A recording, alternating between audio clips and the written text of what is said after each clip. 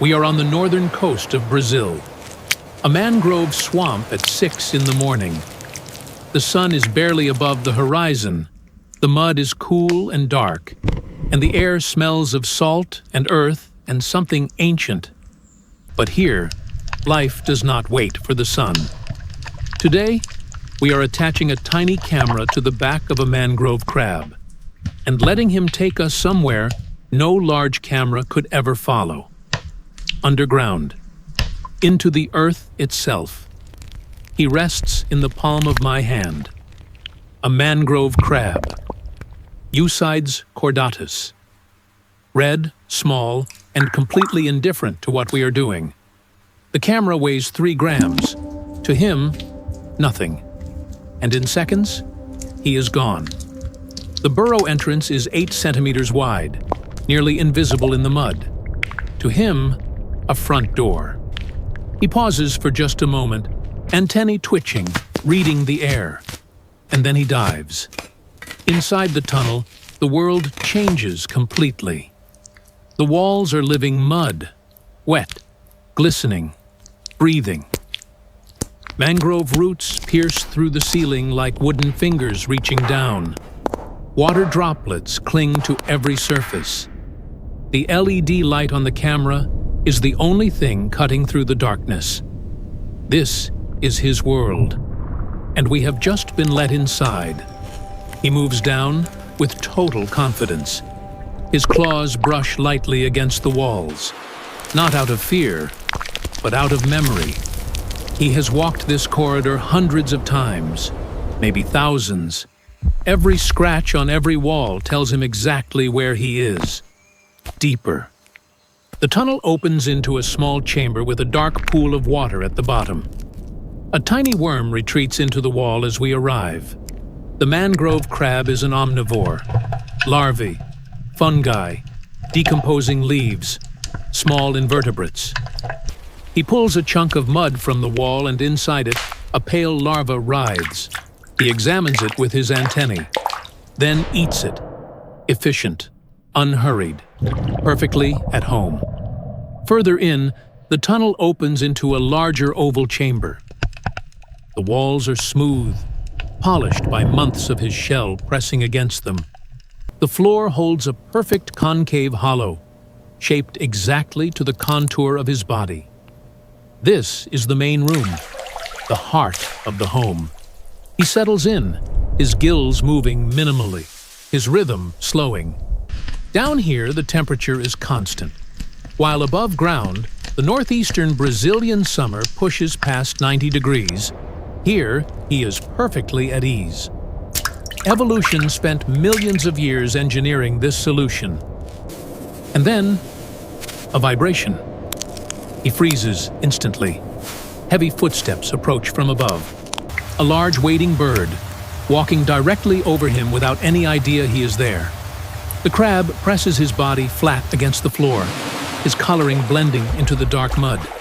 Motionless, invisible. He waits, not 30 seconds, not 1 minute, 3 full minutes, just to be certain. Patience down here is not a virtue. It is a survival strategy. The tide comes next. Water pours down the entrance tunnel fast and dark, filling the lower passages. He moves immediately, heading upward, retreating to a high chamber built above the flood line. He sits in perfect dryness, surrounded by rising water below. This burrow was engineered with exactly this moment in mind. The crab knew the flood was coming long before we did. As the water recedes, it leaves a small stranded fish flopping in a shrinking puddle. The crab descends, raises his claws, and strikes. Clean. Precise. A protein windfall delivered by the sea. He is not just a scavenger. He is a hunter. When the tide pulls back, he emerges. The light is sudden and overwhelming. His dark, muddy shell catches the full morning sun. All around him, other crabs are surfacing simultaneously. A wave of small red bodies rising from the mudflat in every direction. each one connected to the same hidden network below. From above, it would look like the Earth itself is breathing. There are more than 300 species in this ecosystem that depend, directly or indirectly, on what this one small animal does every single day. He moves across the mudflat with purpose, wades into a shallow tidal channel, feeds on decomposing leaves on the bottom, and in doing so, returns every nutrient he processes back to the mud within hours. The mangrove crab does not just live in this ecosystem. He maintains it. He is the gardener. A snowy egret lands 2 meters away. The crab freezes. The egret strikes, beak hitting the water like a spear. But the crab is already gone. An explosive lateral burst, water erupting, mud flying, and he is sprinting toward the nearest burrow. He dives. Darkness again. A foreign tunnel this time. Unfamiliar walls. Unfamiliar scents. He reads the chemistry carefully, waits for the danger to pass, then navigates back to his own burrow with quiet precision. At his own entrance, his antennae recognize the scent immediately. Home. He descends without hesitation. Evening arrives slowly. The golden light drops low through the mangrove canopy. His shadow stretches long across the mudflat. 1 full day, nearly complete. He arrives at his burrow entrance in the last light. His antennae rise one final time, reading the night air, the drop in temperature, the shift in the mangrove sounds as the day gives way. Then he descends, back into the earth, back into the dark, back into the only home he has ever known. The mud closes around the camera light as it disappears underground.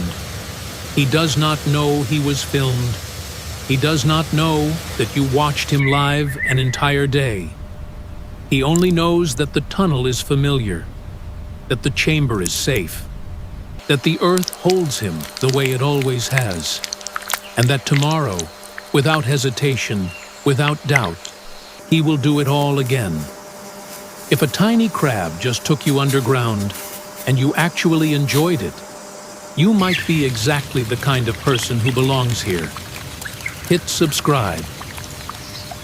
There is a lot more world left to explore.